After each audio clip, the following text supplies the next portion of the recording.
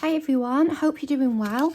I've just been sat here doing one of the easiest and quickest little makes that you will probably ever do, and I just thought I would share it with you. They are really handy for just having on hand, and what they are is corner protectors for your journals. They're really good if you have a flimsy page in your journal. And I actually made a really quick one the other week back when I was doing this journaling here, because this corner of this page is quite fragile and I was having trouble turning it and it was flicking up.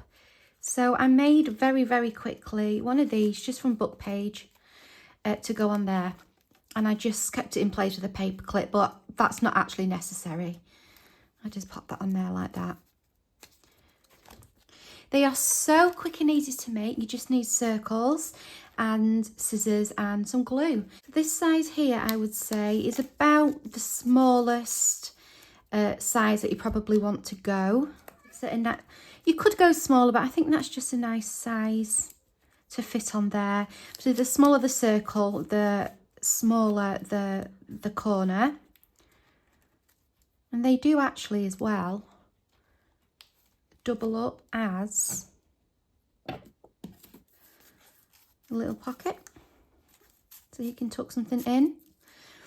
But yeah, so I would say that's around about the smallest that I would go. That's using a 3-inch circle die. This one is using a 3¼ inch, which comes up a little bit higher onto the page. And if I was to put this one on here next to it, you can see the difference. And I've also cut some circles from a 3½ inch die, which I'm going to use to show you how to do these. If you don't have a die, just cut round something, a plate or a bottom of a mug or something like that. I use dies because I'm really bad at cutting circles, basically. So I've cut from a variety of different papers here. So I've just got old book page. I've even done some vellum. I've got some paper that I stamped myself. I have scrapbook paper, scraps, a book about flowers, so you can make them from anything really. I wouldn't go too flimsy, just because you do need a little bit of support. Having said that, you are folding over to make a double layer, so it is going to be somewhat strong anyway. But yeah, I wouldn't really go too much thinner than like a book page, so no tissue paper or anything like that. So you can cover these as well if you're using a book page. You can cover them if you don't want, you know, if you're using something that's a little bit older or maybe not as kind of nice to the eye, you can just use these as bases and have them ready, a little bit like I did with the paper clips in the last video. And I've been having trouble actually finding the line to cut down. And actually I'm rushing ahead, so you saw me fold one way, turn it and fold the other. And then we're going to cut down at this centre here.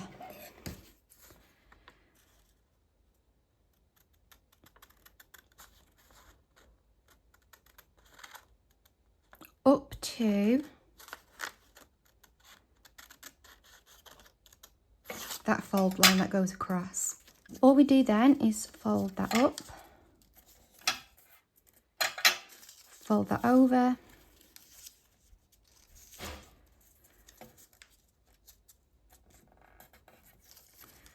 and then fold that up. We put some glue here, stick it down, and that makes the corner. So simple and quick. You can just sit and batch these while you're watching telly and have loads of blanks ready to go, which is what my aim is today, because I quite often use vellum and tissue paper and things in my journals, which are obviously a little bit more delicate on the corners. So this is the 3.5 inch circle, and you can just see a slight difference in size. And if I was to show you on a page, try it on this page here.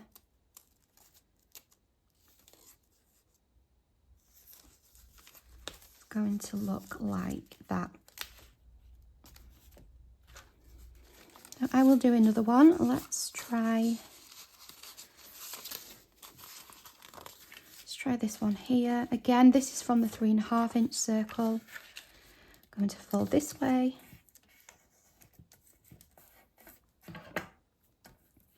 If you're using a thicker scrapbook paper like this one, obviously with it being thicker, you may need to manipulate it a little bit to kind of get it to where you want it to go. Sometimes the corners get a bit stuck, but something like this is relatively easy, and I'm just again going to ink that so I can see where to cut.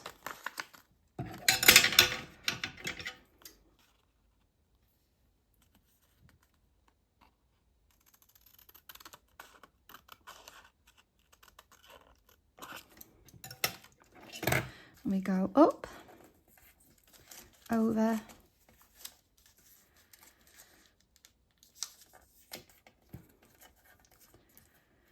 and up.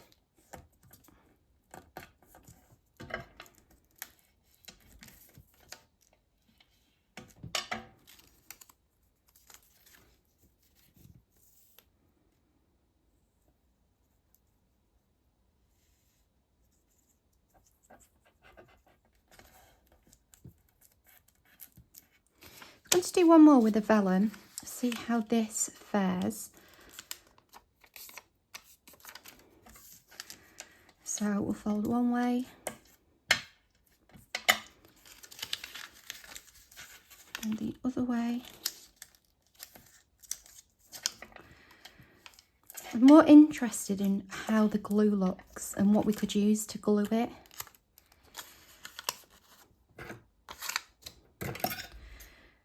Chop down the middle.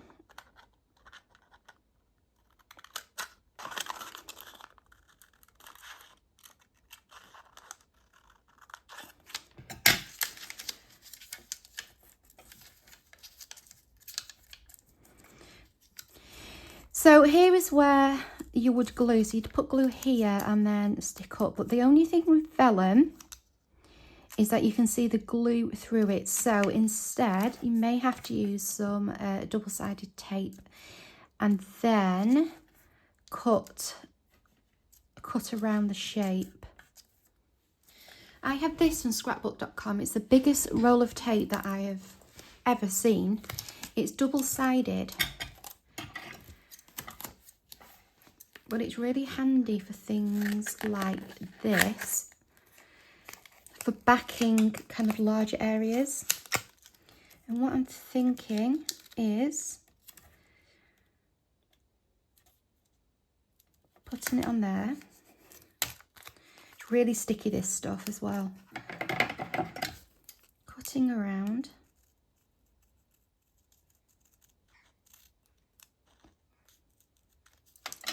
Make sure that's burnished down so that the backing comes off easily, and hopefully we won't see the sticky through the vellum.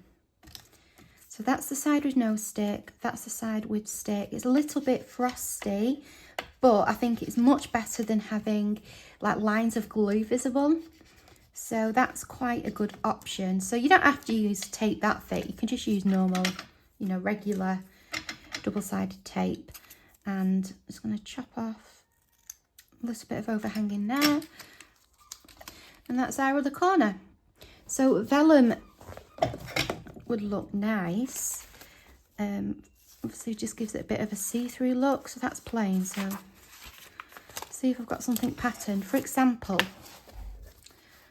on something like this, you're using vellum, you kind of can just see through it. Obviously you've doubled up, so it's not completely visible, but it's just a different option and a different look.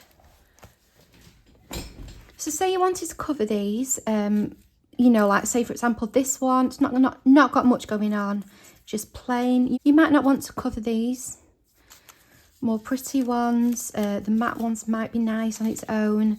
You know, these ones are patterned, this one's got birds on it, so you might be okay with that. But say you've just literally just used really old book paper with not much going on and you want to decorate it, all I would do is get some paper and stick it on, then cut round. Like really, as basic as that.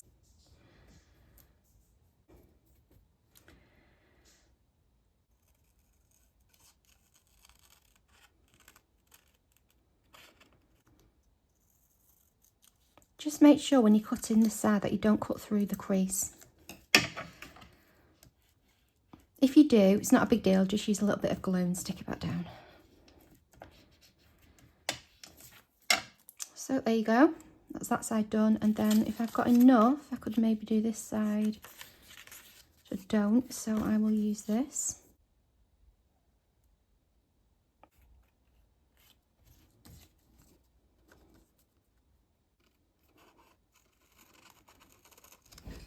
You could even use a little bit of washi on the edges if you wanted to tidy up where you've covered.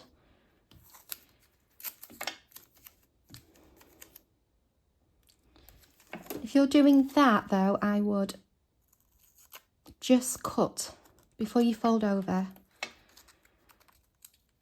Just cut the curve so that you don't close it. I think I'm going to cut that white line off there as well. Give that a burnish so it stays nice and put where it needs to stay, and then just cut a little bit of excess off there. And let's do the other side.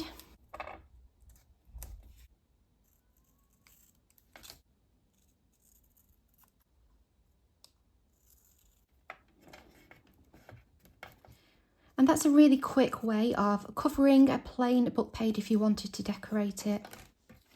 Another thing you can do, if this is annoying you, where we've only glued one of the flaps down, you can glue that down as well. If it's hindering you being able to find the middle, just pop some glue on there. And then it'll be easier just to kind of find where, you know, the middle where you need to slip it on. I've just been thinking as well that you could possibly wrap the paper like this somehow. So you'd put it there, you'd leave enough space to wrap it round. That would still give you an exposed edge here, but it wouldn't give you an exposed edge there. You could wrap it and then cut around. Again, it's just preference. I think I will just do it like that for now. Stick that down there, but then I can fold it over. So entirely up to you how you want to go about you know, covering these. I think just the way I did it here is probably the easiest.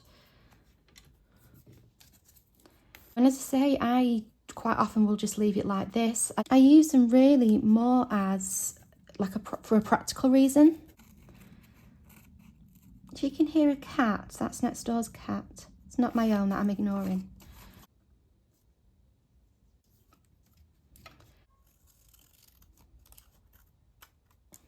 I'm going to cover this raw edge with a little bit of washi.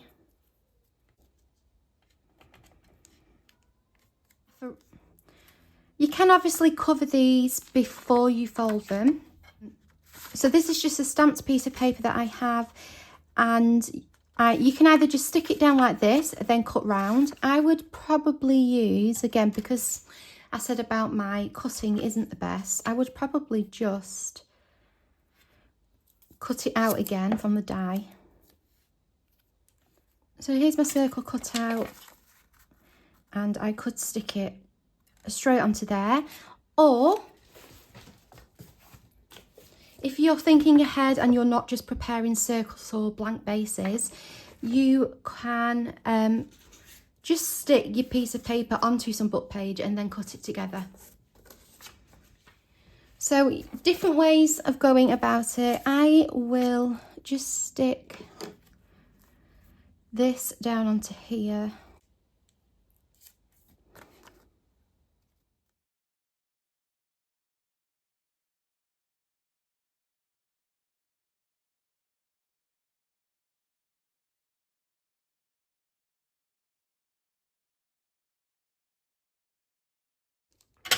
So if you're wanting to stick both bits down, I think you would stick, yeah, you would stick onto here. So you would fold that up. That's going to be the gap. So we would stick this down.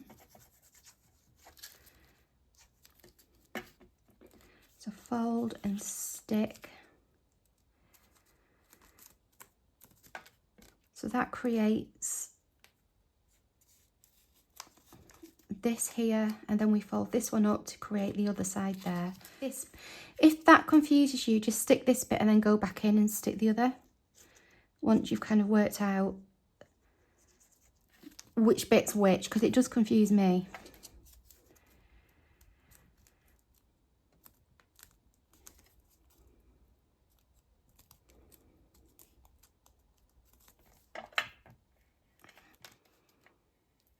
So I am going to carry on now. I just thought I would turn the camera on and show you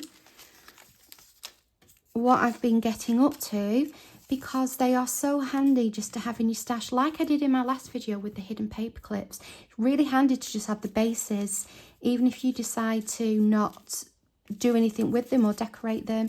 So yeah, I just thought I would share these with you. I think they are, if you have a half an hour or an hour, I would say if you're not covering them, you're just doing the bases, they take probably a minute, even less than a minute to put together once you've got your circles cut out. So perhaps like you've got your circles ready, fold, cut, bit of glue, and you're done.